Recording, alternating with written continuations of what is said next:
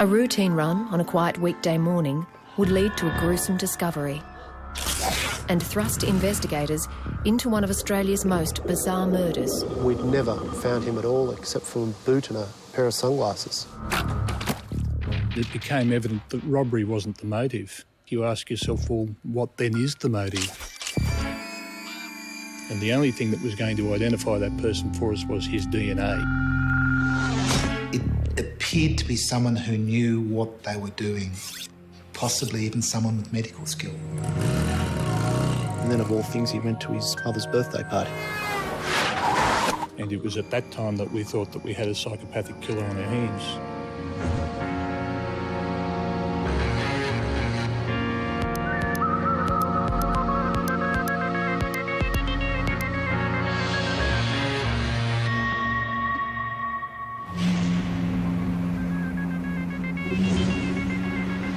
When cab driver Eddie Barmad hadn't returned home following his night shift, his wife was immediately anxious. Eddie was a devoted husband and he never deviated from routine. Her fears were well-founded. The cabbie's final hours remain a mystery. He was last heard from at about 10 o'clock last night, taking a fare to Peakhurst, but was murdered in this secluded street on Sydney's northern beaches. The scene was pretty much like any crime scene that you would go to, except the intensity of the attack on the victim was somewhat different to what you would see in other crime scenes, and the injuries that he had sustained were quite substantial and horrific. Mr. Barmad emigrated from Lebanon in 1974. He leaves a wife and 7 children. I was waiting this morning till my dad comes home. Yesterday I got 2 awards coming, first in maths and first in electronics. He wanted to see this. But now he's gone. The victim in this particular case had sustained numerous wounds to the arms and the hands area, which is indicative of him trying to defend himself. As police searched the surrounding area for the murder weapon, the first piece of hard evidence was found. The ignition key to the taxi was located in the gutter some 60 metres away from the murder scene. The key tag for those keys had a person's fingerprint imprinted in the victim's blood. The key tag was not the only potential lead. We had blood smearing within the front passenger area of the cab and also in the rear of the cab behind the driver's seat. Those signs indicated to us that there were more than likely 2 people in the cab when this took place. Swabs of those smears were taken for testing. Detectives hoped that during Mr. Barmad's desperate struggle, the killer or killers might have been injured. Traces of their blood might still remain in the cab. He never harm anybody, you know, all what he does believe, growing veggies. All what he doesn't have enemies, all people loves him. On this particular occasion, the victim had a large wad of money in his top shirt pocket, and it became evident that robbery wasn't the motive. With the ferocity of the attack, you ask yourself, well, what then is the motive? It says to us as investigators, I really hate this person. You know, it's an anger type attack. And there's another component that comes into that, and on this occasion it was a full moon. And I know even myself years ago I would poo-poo the theory, but you see so much evidence of it that people do act strangely at these times. And so not wanting to be single-minded about it, that was one of the considerations, that we had a deranged person running around out there. And the other aspect to that, which was quite intriguing, was the signs in the cab said we had 2 people. Do you then have 2 deranged people running around? And that was a major interest to us. A month later, another grisly murder. This time a torso had been discovered, washed up on the shores of a secluded bay. The torso was found just a metre from the shore.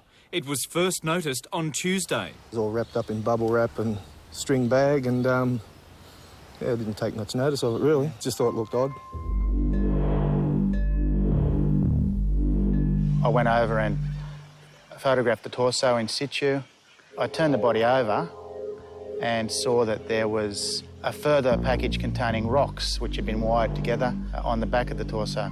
Looking at the torso, it appeared quite clear that it was the torso of a male in the prime of his life. He was solid, he was very, very tall. Thinking about that and thinking about people missing in the area that fitted that description, my mind went back to Stephen Dempsey, who disappeared some 3.5 months earlier, but very, very much fitted that physical description. Say hi to Steve. Hi, Steve. Hi, Steve. Stephen Dempsey was a 34-year-old landscape gardener who hadn't been seen since leaving work on August the 2nd, 1994. Mr. Dempsey, look at this sexy body.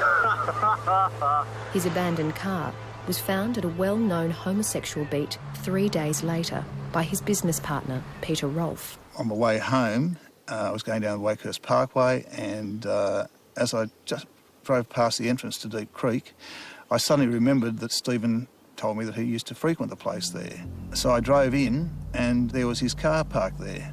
I raced out of my car, looked in his car, and I saw the book he'd been reading the last time I saw him, lying page down on the passenger seat, and also his camera was lying there, and that suggested to me that perhaps he was still around the place. There was also a food container lying on the floor of the car.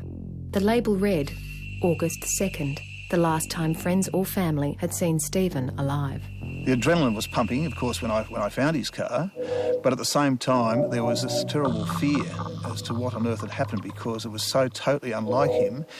OK, perhaps there was some reason he wouldn't contact me, but the fact that he wouldn't contact his sister, who he lived with, to explain his disappearance for 3 days.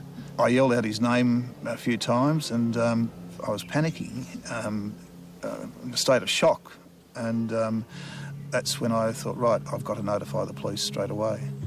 Police fear for the safety of a man missing from Sydney's northern beaches since Tuesday. Mr Dempsey was last seen here in Neutral Bay working as a landscaper, but late yesterday his car was found at Deep Creek Reserve near Narrabeen. It was locked up and intact. There was no visible signs of any foul play there. We would be seeking the assistance of people who frequent the reserve at Narrabeen. A lot of people would have been there and seen this motor vehicle over the last couple of days. Someone had. Deep Creek Reserve was also a dog training area. For 3 mornings in a row, one dog owner noticed Stephen Dempsey's car parked in the same spot. On one of those mornings, his dogs pulled a boot from the creek. We'd never found him at all except for a boot and a pair of sunglasses. Both items were identified by the family as belonging to Stephen Dempsey. What detectives were yet to know was that this murder, now seemingly unrelated, would be linked to that of the taxi driver. When a torso was found washed up on a shore, one of the first things was to establish its identity. Without that, there was little chance that detectives could figure out a motive or find the killer. The remains were taken to the morgue in hope that the forensic pathologist could find some answers. We often x-ray the decomposed body to see if we can find any signs of any projectiles, any sort of unusual findings, any fractures and so forth. So in this case, the body was x-rayed before we did anything else. And then when we x-rayed it, we saw an object in the middle of the chest, which looked like to me was a large scalpel blade. When we opened the chest and saw the blood and saw the arrow, we all said, oh my goodness. Detective Lynch already suspected that the torso was that of Stephen Dempsey, and the discovery of the arrowhead in the heart narrowed the odds. 4 months earlier, the detective had sent divers into this creek, and what they found was now potentially a vital piece of evidence.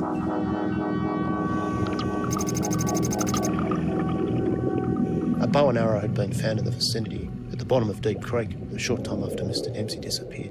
Now, that bow had been very corroded when we first discovered it, which led everyone to believe it had been there for, in fact, a lot longer than it had. Attached to that was a quiver with about 3 arrows with broadheads, and the broadhead was identical to the one that was in the chest of the deceased. I was fairly sure then my hunch had something to it. I sort of said, well, that's fine, but this man's is too well preserved to have been dead for as long as this person had been. He didn't appear to me to be dead for 4 months. Chris Lawrence was saying the body had been in the water for 3 weeks, So we had 3 months and a week to account for where had Stephen Dempsey been during that time. That was the mystery. Well, I said, if it is him, then he's been somewhere else. They've put him somewhere in cold storage or done something with the body in the meantime. There seemed little doubt that the torso was that of Stephen Dempsey, but it needed to be confirmed. And in this particular case, all we had was a torso, and the only thing that was going to identify that person for us was his DNA. But in order to do that, you have to have both the mother and the father. In this case, we did. There was blood still in the chest cavity, and so we did have usable nuclear DNA from the torso, and we were able to get a pretty quick result. DNA tests have solved a murder mystery which has baffled Sydney police for months. They've confirmed that a human torso found at Pittwater last month was the remains of a man missing since August. For the family of Stephen Dempsey, it's a tragic end to a 4-month search. We know that Mr Dempsey died as a result of a penetrating injury to the chest area. But that's virtually all police know, and they're again appealing to the public for help. While the identity of the torso made headlines, the cause of death remained a secret. With any investigation, you are very, very mindful about the evidence that you've got, firstly, and the information that you do and do not release. On this particular occasion, it occurred to us that the offender had overlooked the fact that he had left the arrowhead embedded in the victim's heart. And that arrowhead was the sole piece of evidence at that time that we had which connected the deceased to the killer. But that arrowhead wasn't the only thing the killer had left behind. The forensic pathologist had also found possible clues to the killer's identity. I've seen a number of bodies that had been dismembered, and this one had been done incredibly neatly. It appeared to be someone who knew what they were doing. Someone like a boner, somebody who worked in an abattoir, possibly even someone with medical skill. And when Detective Lynch took the bow from Deep Creek to an archery specialist, he got more leads on the killer. It had been built specifically to be very, very powerful, that bow. It had been put together to be powerful. And that was determined ultimately by what they call the draw weight, the amount of strength it takes to draw the string back. Well, this suggested that the person had it was fairly solid, it was fairly strong. Second of all, you could make a measurement between the bow handle and where the string's position was when it was fully strung. And that would give you the length between a person's wrist and their shoulder. And looking at that, it was worked out that the person that had a bow like that would have been about 5 foot 9 inches tall, 5 foot 10 inches tall. Then another piece was added to the puzzle.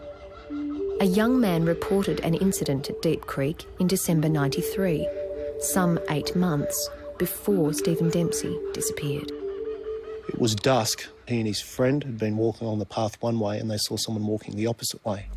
As they walked past him, they saw he was carrying a compound bow. They've heard a noise, they've turned around to see this person with the compound bow cocked and pointing at them. One of them scattered into the bush, ran away. The other one went into the bush, picked up a big stick and confronted this guy. Now, luckily, that person had been a member of the Field Archery Club nearby, and he had a very, very good knowledge of bows and arrowheads, etc., etc. He identified the bow as being a camouflaged compound bow, which was identical to the bow that we'd recovered in the water. He then described the arrowhead that he'd seen on that bow and which had been pointing at him, and he'd seen it fairly clearly as being a Davies Aztec arrowhead. He then went on to give a fairly accurate description of the person that had propped him with the bow. He was a male. He was 5 foot 9. He was a fairly solid build. He was white Australian. He was wearing a motorcycle jacket, which was interesting. And he was 8 months prior to the murder seen with the bow, with identical arrowheads, some 100 yards away from the murder scene. So was this person the killer of Stephen Dempsey? And what, if any, was his connection with the brutal murder of taxi driver Eddie Barmad? Nearly 4 months after the investigation began into Stephen Dempsey's murder, the police hit a brick wall. With the detailed profile that we had, we knew a lot about the man. We didn't have his name. By releasing the cause of death with the arrowhead as being the cause, we were straight away narrowing down the field of people we would be possibly looking for. Police are hunting a Sydney Rambo who murdered a young gardener with an arrow through the heart. 32-year-old Mr Dempsey was targeted at Deep Creek Reserve, Narrabeen, a notorious gay pickup beat. Police now fear the killer could be living out a sick fantasy, stalking bushwalkers on Sydney's northern beaches. 2 others had previously been menaced the year before Mr Dempsey's murder. We're appealing to the public if they could come forward with any information, especially if they frequent the area down there, any information they have of seeing a man carrying a bow and arrow with quiver in the vicinity of the park from November 1993 through to about August 1994. We released information and almost straight away we started getting calls from members of the public. Good morning, Mandeville Police. Can I help you? I'm a member of a bushwalking group and I do recall being in Deep Creek Reserve about 18 months ago. We saw a young guy and he had a bow and an arrow, and I remember he said, "Watch out, there are a couple of poofters down the track." He was hunting for fish with a bow and arrow. It was one of those fancy-looking bows with the pulleys on either end. Is there any more information you can give us about this gentleman? Oh, I'd say he'd be in his early 20s. He's about, say, 5'9", 5'10". I was in the Deep Creek area on the northern beaches paddling a kayak, and something very strange up there happened. There was a guy up there, and I thought at the time that he was just fishing with a bow and arrow. Was there any warning prior to that? No, he didn't say anything.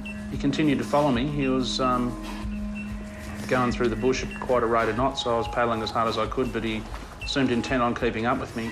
So there was certainly a person around that had a fetish with bows and arrows and assaulting people with them, or certainly scaring them. He threatened 2 young guys. When was this? Out of the hundreds of calls police received, 5 mentioned one person, 22-year-old Richard Leonard. Who lived nearby. He was the same build, he was the same age group. He had a camouflaged compound bow in his house. Well, I certainly had one at this time. He rode a motorcycle. He'd worked in an abattoir, and from every person we'd spoken to, he displayed the idiosyncrasies that we thought we were looking for with our man.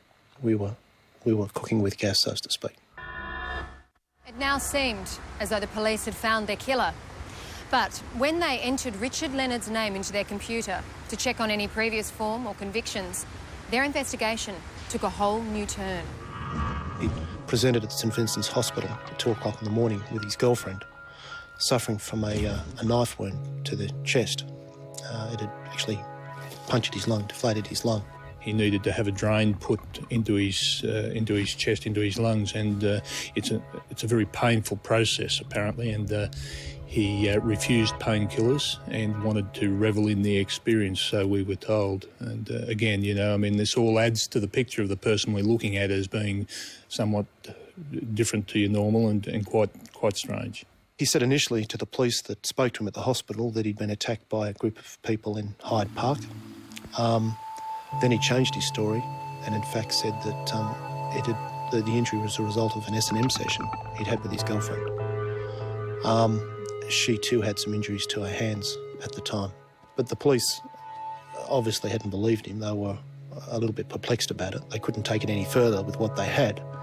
So they'd just put the report on that they'd spoken to this person at the St Vincent's Hospital.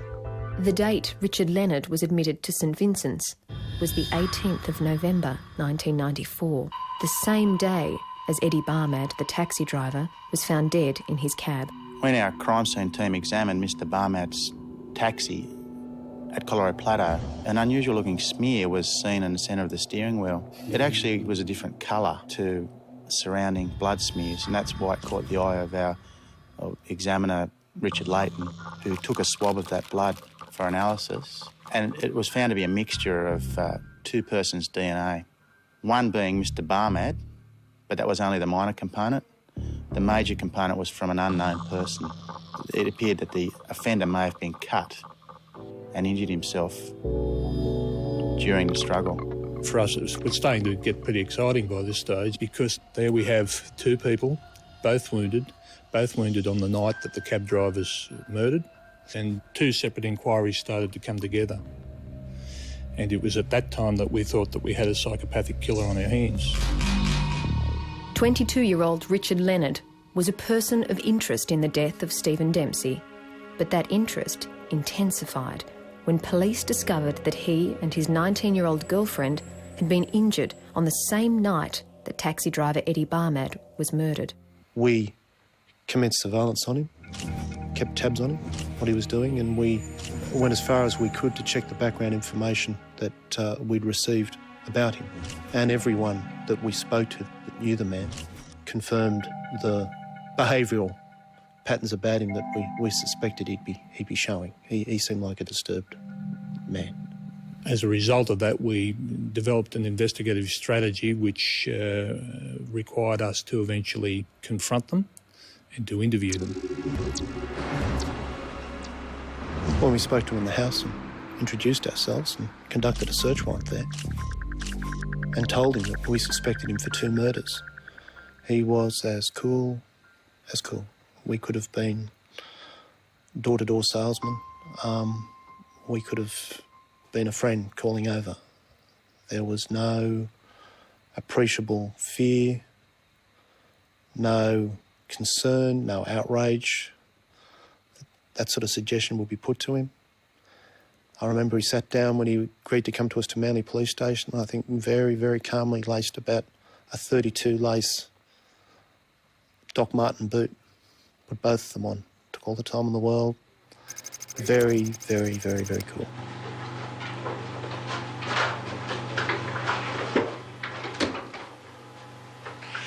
And do you agree that I told you that we were making inquiries in relation to the death of a man by the name of Stephen Dempsey? Yes, that is correct. Do you agree you told me you did not wish to say anything in terms of that matter? Yes, that is correct. Do you agree in other conversations we've had, you told me that you once had a bow and arrow when you were living at Celsius Street, Colorado Plateau? Yes, that is correct. Do you also agree you told me that the arrowheads you used were arrowheads called bodkins? Bodkin. Bodkins. Bodkin, they are a tin alloy head comprising of 3 blades. Right. Like a tripod. Okay, fine. Have you ever used broadheads? No. At all? It was a key statement. Leonard was denying that he ever used broadhead arrows.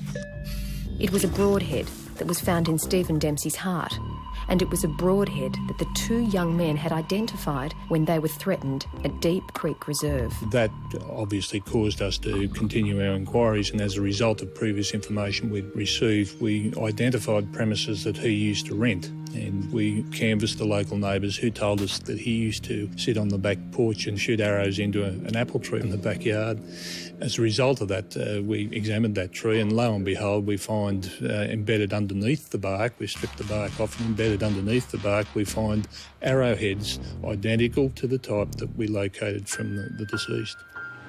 Do you also agree that today you have provided us with samples of your hair and a blood sample? Yes, that is correct. Our purpose behind that was obviously to compare it with the blood sample we'd found at the murder of Mr. Barmad. Do I have to find my own way home, or can I get a lift or something? Give you a lift. The time is now 3:18 p.m. On this one final thing, Richard, do you agree with that jacket was at your house today? Yes, I do. Jacket. Oh, that's your jacket? Yes. He went home. We were in a position to know he spoke to his girlfriend straight away, and he left the house never to return. We knew at that stage that we were on the right track, but there was no point in arresting this person and charging him without the evidence. And that evidence was Leonard's blood sample, sent for DNA analysis. The first test indicated to them that, yes, there was a likelihood that his blood sample specimen matched the one taken from the cab, but they had to go through further processes, and that would take a few more days. As you can imagine, we're extremely anxious at this stage. We're concerned that it will match, obviously, because if it doesn't match, we've just hit a brick wall and we have to go back to scratch. The second test was positive, and then we reached the point where the night before the third test was due back, Richard Leonard called us up, said that he was the Christian City Church at Sydenham Road, Brookvale, and he wanted to speak to us, and he was with his girlfriend. Leonard had made admissions to the pastor about his involvement in these crimes and wanted to give himself up to police. They were each clutching a Bible, and he told me he'd shaved his head during the night as some cleansing process relative to, confessing all sins. Police swooped on a church at Brookvale last night, arresting 19-year-old Denise Shipley and her 22-year-old boyfriend, Richard Leonard. On speaking to a pastor, he then made a phone call to the local authorities, and from there a arresting officer came down to the church. Under heavy security, the couple was accused of killing cabbie Ezzedine Barmad. Leonard also charged with the murder of gardener Stephen Dempsey. But while Richard Leonard admitted to murdering the taxi driver, he claimed that he killed Stephen Dempsey in self-defence. I wanted him to be stopped. I didn't want him to come any closer to me. I felt threatened. It was now up to the detectives and forensic specialists to prove him wrong. All right. Do you agree, Mr. Leonard, I spoke to you last night, about the death of Mr. Dempsey? Yes. And do you agree you told me that indeed you were responsible for Mr. Dempsey's death by firing an arrow into his chest? Yes, I believe I was responsible. Right. And do you agree in the interview last night you told me that when you arrived you put your bow in a cave while you went further up the creek to see if there were any fish in the creek? Yes. That's correct? That's right. Mr. Leonard told us that whilst high on speed, he'd gone down to the deep creek with his compound bow, which he used to shoot fish in the creek. He'd left it in a cave, scattered along the creek to see if there were any mullet to shoot, came back and said he was then propositioned by Stephen Dempsey, who was in the cave and urinating at the time. You've gone into the cave there, you've seen Mr. Dempsey urinating, he smiled at you, you've come outside. What did you do then? He stood over here and he said, "You're going to suck the guy's dick." And I said, "No," I picked up my bow and I pointed at him and I said, don't come over here, I'm going to shoot him." And he said, "I don't believe you." And then he said, "I'm going to walk towards you now." And he walked, he started coming towards me. And at about 10 feet, I let go of the string and the arrow went into him. Was it your intention to kill Mr. Dempsey when you fired the arrow at him? It wasn't my intention to kill anybody when I fired the arrow at him. I wanted him to be stopped. I didn't want him to come any closer to me. I felt threatened. But the detectives did not believe his version of events. They believed Richard Leonard deliberately and callously killed Stephen Dempsey. Everything we knew about a compound bow at that time suggested they were very, very powerful weapons, and most of the people that had shot them were of the opinion that a compound bow fired in such a way would have virtually gone straight through a person. In the case of Mr. Dempsey, that hadn't happened. The arrow had lodged fairly firmly in his heart, maybe halfway through the body. And that didn't correspond with the range and the power of the bow that Mr. Leonard had and the way he described it had occurred. In an attempt to rebut Leonard's version of events, the team decided to reenact the scene using a pig carcass. We obtained an identical bow, identical arrowheads, and we conducted a series of tests from varying distances. Leonard had said he shot Mr. Dempsey from 10 feet, or 3 metres away. At that distance, the arrow went straight through the carcass. The arrow that corresponded with the type of wound that Mr. Dempsey suffered was fired from a range of about 9 or 10 metres from memory, which was more than twice the distance that Richard Leonard was telling us he'd fired the arrow at. It suggested that what he was telling us wasn't right. It didn't make sense given the bow that he had. And we were always of the belief that it resembled the stalking and hunting of a human being rather than a game animal. He used to go down there to hunt with his bow and shoot fish, and it sort of was a progression, if you like, from just hunting mere fish to stalking a human game and actually shooting him from a distance.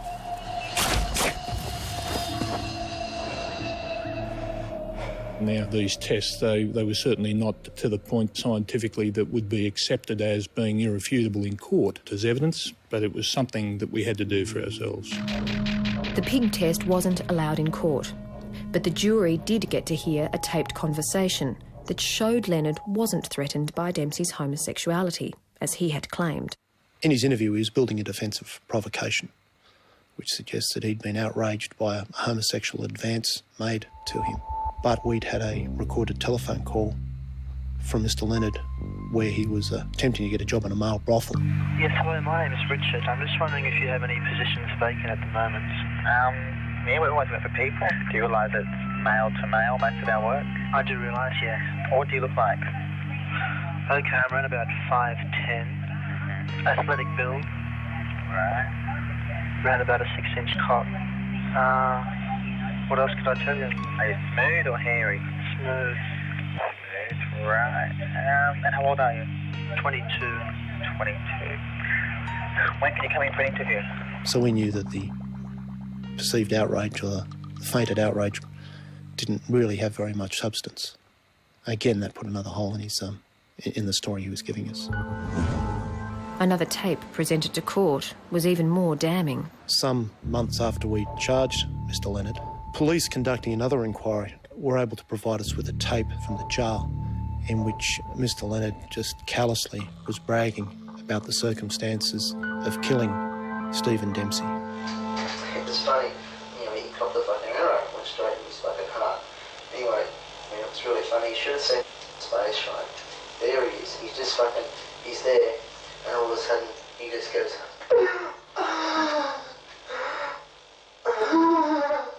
he starts making this like a death noise sort of thing. You can't fucking believe what's happening. It's real funny, you know.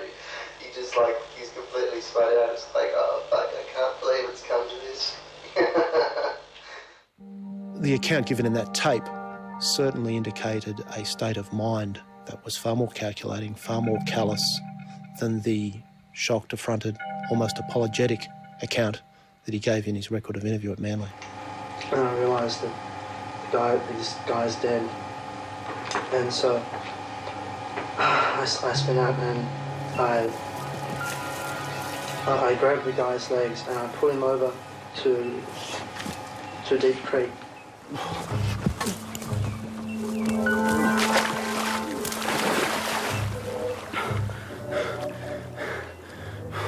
And then he sank down into the water, and then I picked up my bow and like ran a few steps to get momentum, and I threw it into the water.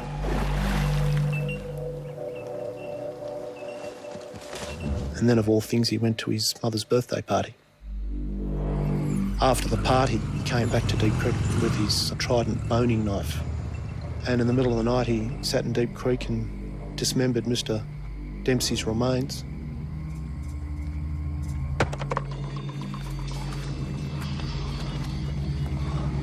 I took out the knife, and it was very bright. I think I remember the moon, if it wasn't full, it was pretty close to it. It was a bright night. And I took the knife and I cut into the leg, and I cut around the leg, and then I cut up into the joint. I used to work in an abattoir. Yeah. So I don't think unless I'd worked in this place, and I don't think I would have been able to do what I did.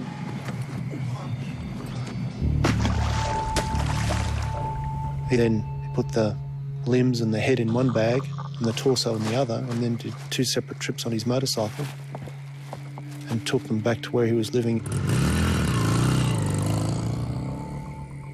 And he put the remains in his refrigerator where they were to stay for the next 3.5 months. I just took everything out of the fridge and put everything in there, including his clothes. On August 2nd, 1994, Richard Leonard shot Stephen Dempsey with a bow and arrow. He then dismembered the body and put the remains in his fridge. 2 weeks later, the killer began a relationship with 18-year-old Denise Shipley.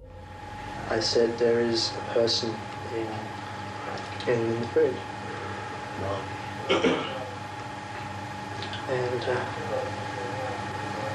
And she was quite quite shocked. The two had known each other some years before when they attended the same church group. 4 years later, they discovered a mutual love of drugs and violence. And on the 17th of November 1994, that combination proved lethal. The two went into the city, allegedly then under the influences of LSD. They've wandered around the city. And we eventually found ourselves in Hyde Park, and then we decided we'd go home again. I only had enough money to catch a bus back, but Denise really wanted to get the taxi, so I said, okay, well, we'll get the taxi, but you realise it means we're going to have to get out and run away. So we got into this cab, and the driver was, what's his name? The driver's name was Mr. Ezzedine Barmad. Ezzedine Barmad. Yes. So the driver was Ezzedine Barmad. He said, where do you want to go? And I said, well, we want to go to Colorado Plateau.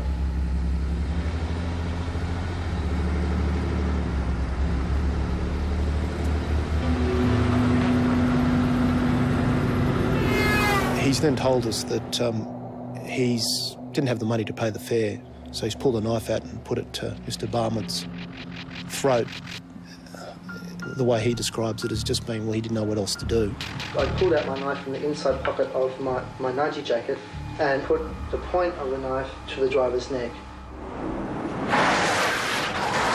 And said, don't move. At the time I said, don't move, he grabbed the knife out of my hand. And then everything got completely insane. Mr. Barmad's grabbed the knife from him, they've struggled, and he's been able to stab him once to the chest. And I got stabbed in the chest through my jacket. By Mr. Barmad. By Mr. Barmad. Richard Leonard, who was a fairly strong bloke, has been able to grab the knife and has just, in a frenzy, attacked Mr. Barmad. And I was wildly stabbing as I was trying to get into the front on top of him, and was stabbing everywhere. What hand did you have the knife in? Would have been my right hand, and my knife was very sharp. So I had a steel that I used, and I always had my knife sharp. It was my favourite knife. Mm-hmm. And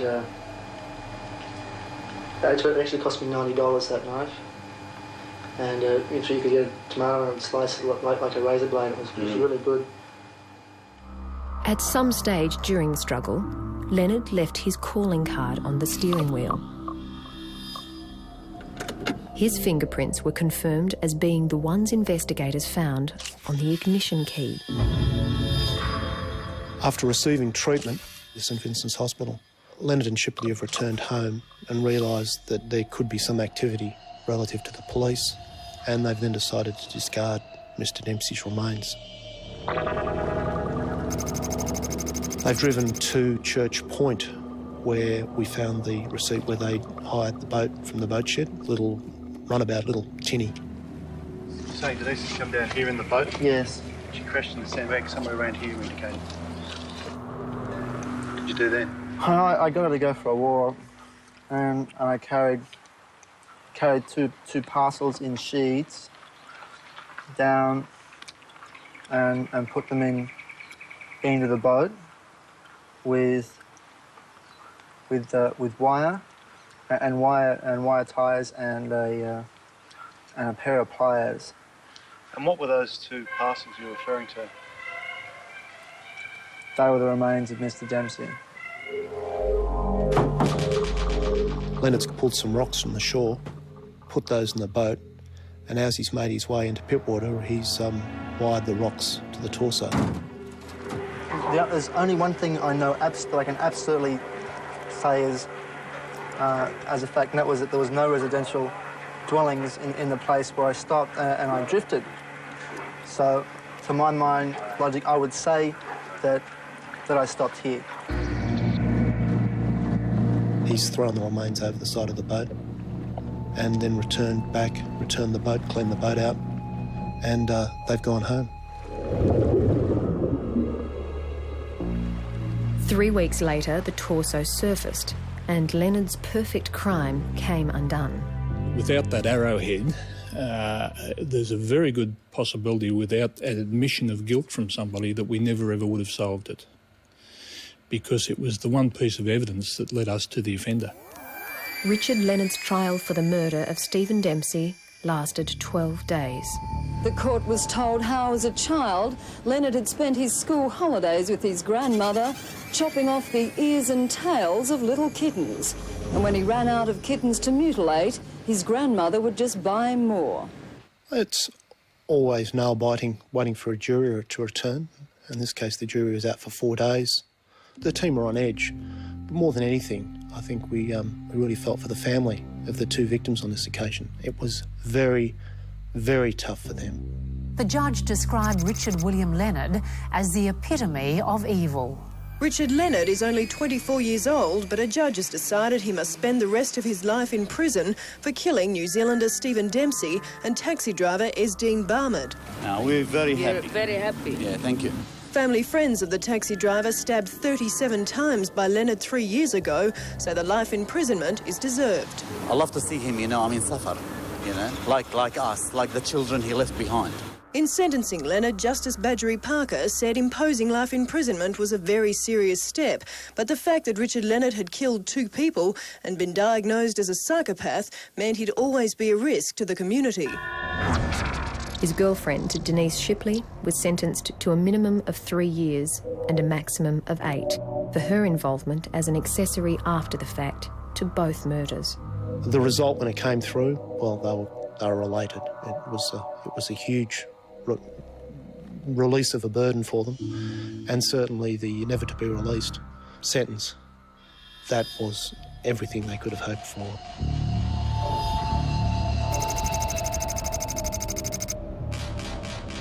We were never going to bring their son or father back, but as the team we were able to give them everything we certainly could in terms of the way we went round our job, and that was good.